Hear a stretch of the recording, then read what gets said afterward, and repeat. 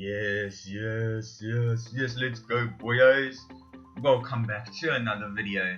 Today, we are giving the audience what they want. A Marty in career mode. We are starting it off with our team name, Cheesewax Racing, obviously. Cheesewax Racing and plays Cheesewax Gaming.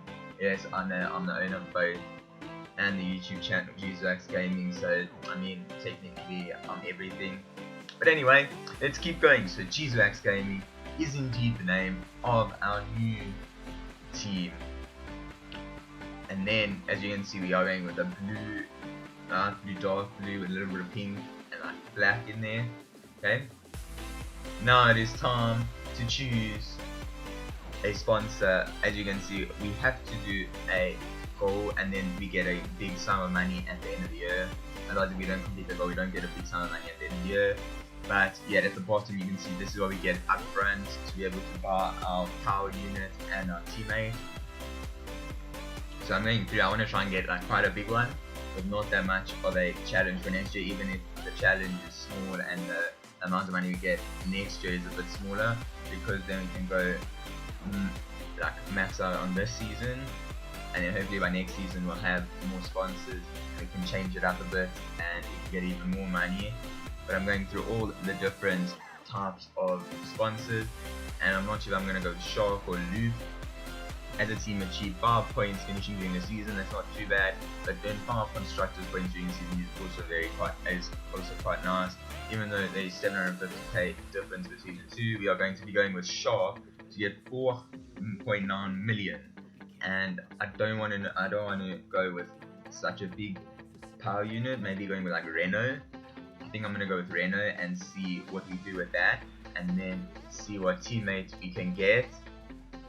So now we have, I think, 2.2 million that we can spend, and the highest thing is 1.5 million, so we have a lot over.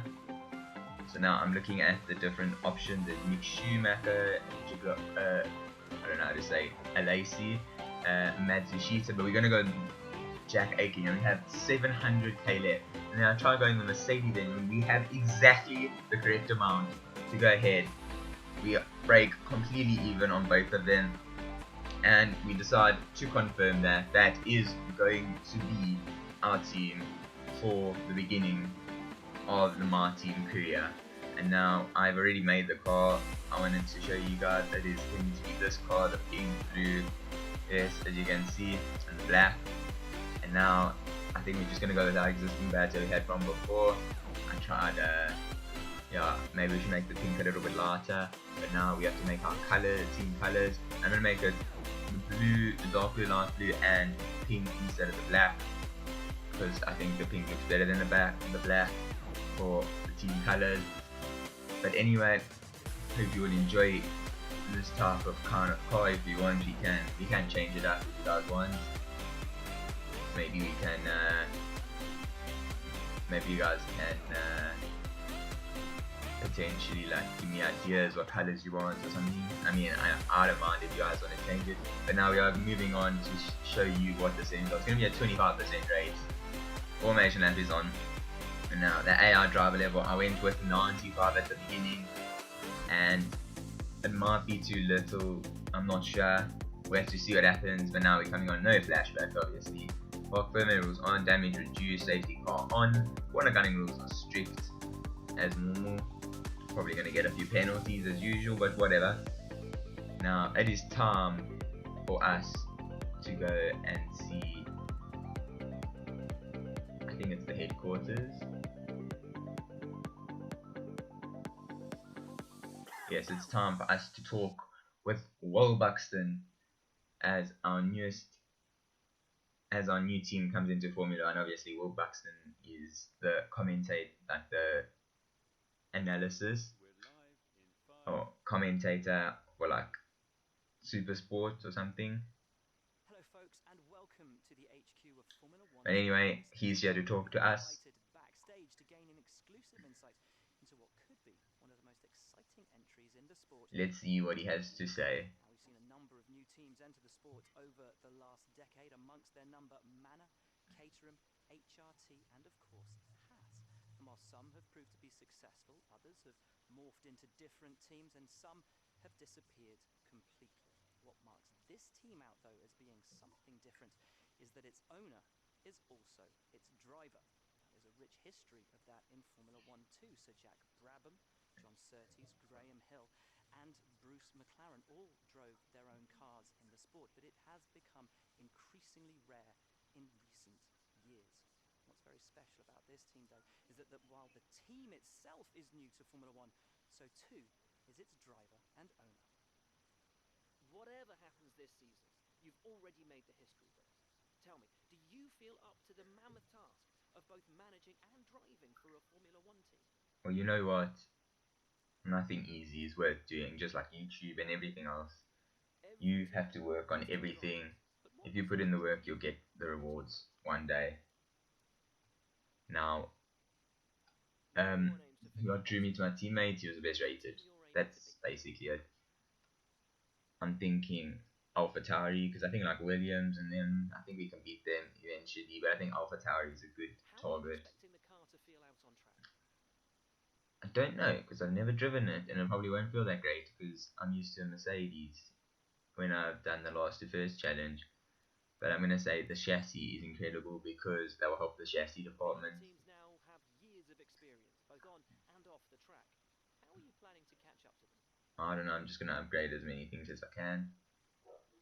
I suppose that's how the game works. It's possible to catch up to all the other teams. But anyway, the area department, I think that's great, because look, we got the powertrain. The powertrain, we don't really, like, Mercedes has given us quite a lot of upgrades. It's quite a good engine, so I think we need to work on the chassis and aerodynamics. The durability we should be good as well. If not, it's fine, we'll just take like 1 or 2 grid penalties, something either chassis or aero, but I've decided to go with aero, because then we can start upgrading that at a quicker rate, and there will be less chance of a failure of the upgrade. So that's what we are going to be doing. But now moving on, we are going to be allocating our tasks, and as you can see, I think we're going with aero and chassis focus, because the powertrain, we already have quite a good powertrain as Mercedes. For now, we are going to have to upgrade at some point, but I think for now aero and chassis are quite important. And now we have 5 more days, and we can get Team Acclaim cash, do like a driver campaign for our second driver. But I think what I'm going to do is the pre-season advertising campaign, which means that we do indeed start. We lose a bit of cash, but that's okay. But now we're moving on to upgrades. I'm thinking of going with an aero upgrade. We started with 1,000 resource points, so an aero upgrade won't be too bad, but we won't be able to do anything else. And now soon it will be time for us to advance time, go to the car reveal, and as you can see, now we have a bit of influx of cash and even some more resource points. So now it is possible for us to upgrade something else. And now, as you can see, here is our car with the pink mirrors and the pink little bit on the front, and then the blue. Hopefully you guys enjoy the car.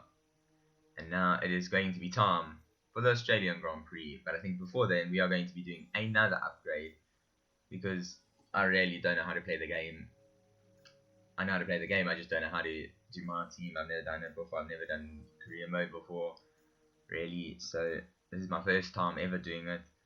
So maybe if you could help in the comments what to do, when to do upgrades. Maybe should I do it before a race weekend, after a race weekend, after the video, before the video? Do you want to see me do the upgrades even? Do you not want to see me do the upgrade? Hopefully you guys enjoy me doing the upgrades for this week at least. If you guys want to keep seeing the upgrades, comment down below and we'll do that. But our first upgrade failed. Check your R&D screen to order any redevelopments. So we can redevelop it, which I am going to be doing, because it's like 250 resource points and there's no chance of failure. And so hopefully we can do that to its fullest extent. But now it is time for the Australian Grand Prix, and now we are going into free practice 1.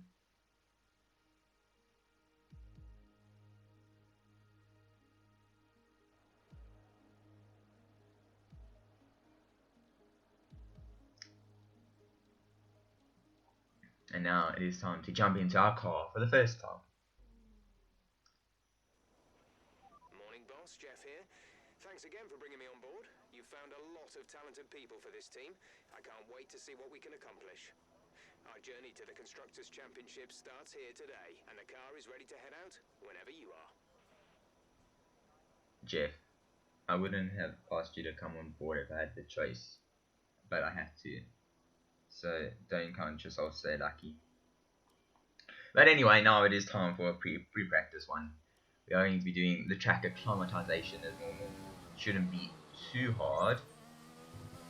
And now, as you can see, we are going very well, doing purple. Now coming on to the end of the lap, we do a very good job of making sure we get purple on our first lap. Next is the qualifying program. It says we're going to be qualifying 13. Next we are going to be doing the race strategy, and that only took 3 laps because you can end it after 3 laps. We do go onto the grass, but we do finish the 3 laps, and now we are back for FP2. In FP2 we'll be doing the time management, fuel management, and ERS management. And now the time management took 2 laps, I'm not sure why. Fuel management, an easy dub. And also the ERS management was an easy dub. I think we might want to up the difficulty, because even though you didn't see it, I did come P1 in FP1. So hopefully we can maybe we will increase the difficulty depending on where we qualify. We do get all 600 resource points back up to 1,000. And now I think we're going to be upgrading something else because we have the resource points. I'm not sure, maybe we are, maybe we aren't. But now we are coming on to quali, I think. Yes.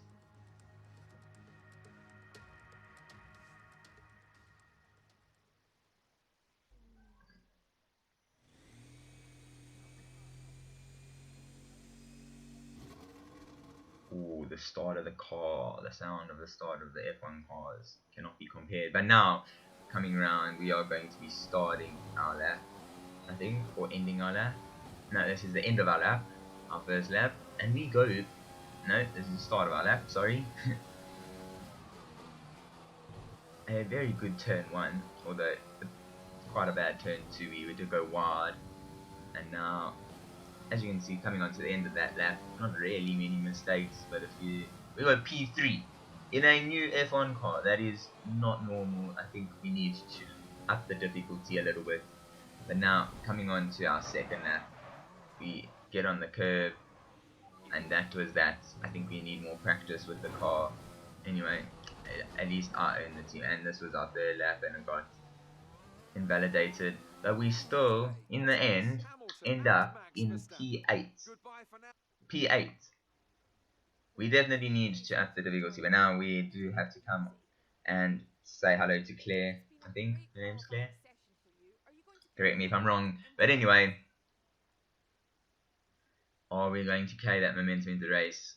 Hopefully we are, but I think I'm going to up the difficulty and potentially get a bad start, because we're not meant to be getting points on our first race. And yeah, we need to up the difficulty. And yes, I did scrape the wall a few times. I think I need to get used to the car. It was mostly my fault. It wasn't anything to do with the car. We are going with 100. I was thinking of going with 101, but I thought maybe it was too high. Let's go with 100 and see what that is. Because I think 100 might be the perfect sweet spot where we can still race them. But yet, they're not too good. And hopefully throughout this career mode, I'll get better at the game, more consistent. And then as you can see, I was looking between projected and like personalized. And it is time for the formation lap. of the Australian Grand To stay Prix. in formation and start The bringing crowd the is room hyped. temperature, please. Jeff is moaning as usual. And it is almost time for the Australian Grand Prix.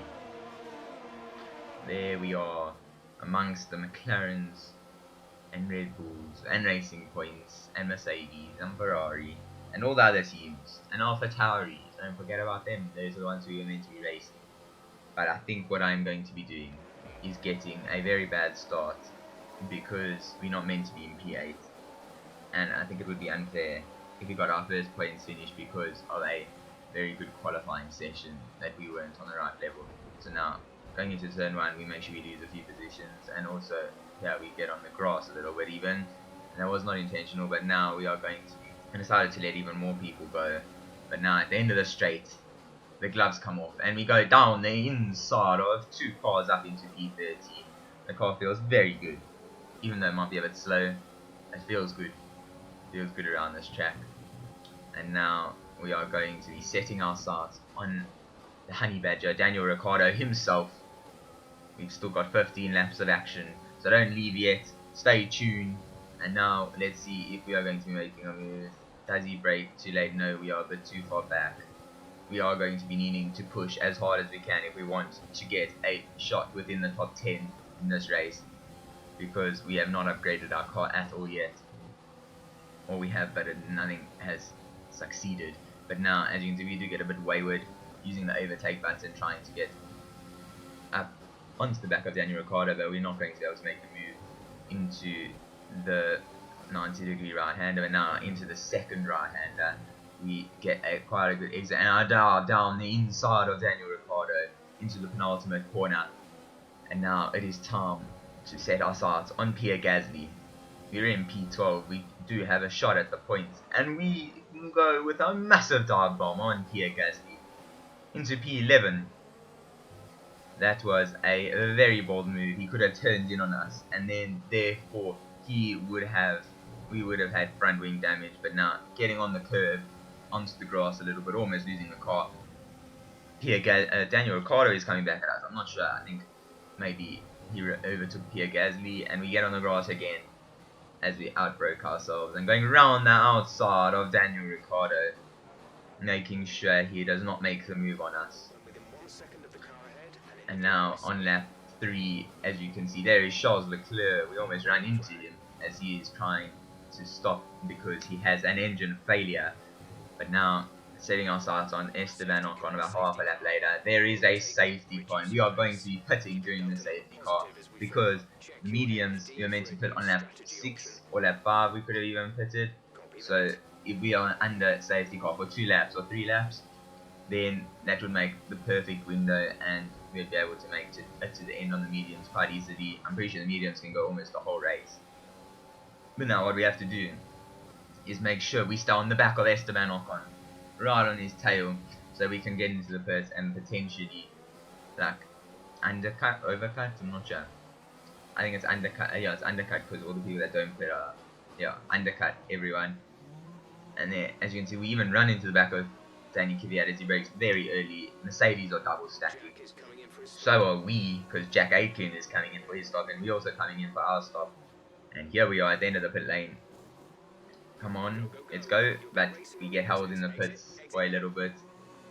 But we do come out in front of Danny Kvyat, so we have indeed jumped him in the pits. And just ahead is Lewis Hamilton, who got a boxed in because he had to double stack. And now Lewis Hamilton is up ahead of us. The reigning world champion, 6-time world champion, is right in front of us. Will we be able to overtake him? Remember, there are people on old softs that are ahead of us, and they might slow the pack down. Let's see if it is possible for us to overtake Lewis Hamilton and things like that. And now it is almost time for us to go racing. And now it is time for us to go racing. But as you can see, we just tiptoed on the grass and we get an abysmal start. Everyone behind us gets a better start, and Davni Kvyat is about to be going down the inside. So we try and hold it around the outside, get a bit on the curb, making sure we don't get a warning.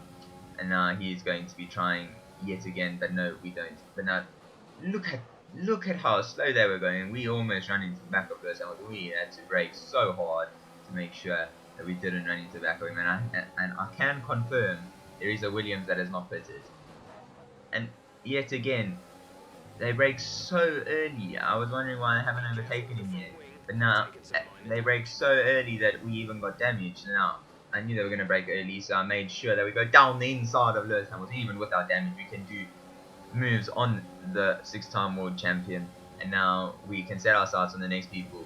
And hopefully we can do very well because of the Williams up ahead. Lewis Hamilton is coming back at us through the last sector. He makes the move stick, but I knew he was going to brake early. So we go down the inside yet again, making sure that we stay ahead of him, but now having to conserve as we do have a little bit of damage. And I'm not going to pit because otherwise we'd be dead last. And now, this should be a flat out corner, and Carlos Sainz, I have to brake, and even then I still got wing damage. I'm going around the outside to defend from Lewis Hamilton. And now Jeff is calling me into the pits for a front wing change. I said yes, but I decided if we're within a shot of the points, there is no point in going in. But now there are 2 cars going side by side ahead of us. We're also going side by side with Danny Kvyat as we got boxed in with Sergio Perez and Lewis Hamilton, who could not go anywhere. And there is Nicholas Latifi coming in for his first and final stop of the race. And all the other people are also coming in for the first and final stop of the race. And now we are in 7th place, and we are within a shout of getting in the points. But later on in that race, we did pick up 2 penalties. I think this is one of them. Nope. This is Kimi Raikkonen, yes. Kimi Raikkonen trying a move on us. Gets past, and now Danny Kvyat has a shot at us. I was really struggling because of the wing damage, and I didn't want to pit because that would just put me dead last. But even though we picked up 2 penalties, and everyone behind us is now within the 6 seconds, and so we are losing time and time again. And now all we need to do is try as hard as we can to stay in the positions we've got. As you can see, we go down the inside of Danny Kvyat. We do make a little bit of contact. We push him out wide. We get the move back, and now Romain Grosjean is coming at us. And all we need to do is try and hold on to this. And on lap 15, at the end of the race, nothing really happened for the rest of the race. We come in P8 on track, but because of the 2 penalties, we come in P19. We lost 11 places. There were 11 people within the last 6 seconds. And so we get pushed down. It's not the best first race, but you know, we come back stronger. Hopefully next week we'll come back with a much better race. But now, coming onto the podium, Sebastian Vettel wins the Australian Grand Prix. Next up is Valtteri Bottas and Max Verstappen. Remember, Lewis Hamilton did have to double stack at the pit stop. Hopefully we can do better in Bahrain. But for now, Sebastian Vettel is our championship leader behind Valtteri Bottas and Max Verstappen. Lewis Hamilton isn't even in the picture anymore. But anyway, we come in 19th place. Jack Aitken even finishes in front of us. So I think 100% level AR is the correct level, which is what we are going to be sticking with for the next race at least, and see if we can potentially get points soon, and hopefully by halfway through the season we can get a few points. But now it is time to answer some of Claire's questions. I think it's because I had a bit of damage, and the fact that I think I had a bit of damage, and the fact that I had penalties, yeah, because everyone was braking very early and I couldn't avoid them. It wasn't the cleanest race And I think I have to work on that. Yes, I do have to work on it. I'm not the cleanest driver, I know that for a fact. I could be much cleaner. Hopefully you guys enjoyed this episode. Oh yes, and don't forget we have to allocate our activities. And I'm not sure what I'm going to do. I think I'm going to do an aero team building maybe, or a sponsor event for filming. I'm not sure. I'll have to see. I'm not going to do the 1 day event because that's a bit useless. But I am going to be doing the team building, I think, and that will boost our team acclaim. And now we have some more resource points and seeing if we can upgrade anything. Nothing on the chassis side, nothing on the aero side, so I decided to go for the durability upgrade, for the gearbox durability. And durability is very important because you might have to take grid penalties if you use too many components. So if you can increase the durability of those components, then you don't need to. Oh, now I've lost my train of thought. I can't speak. Then you don't need to take the grid penalties, and then you can have much better races. But now, as you can see, we are signing with a new sponsor. And I hope you all enjoyed this episode, and see you all in the next one.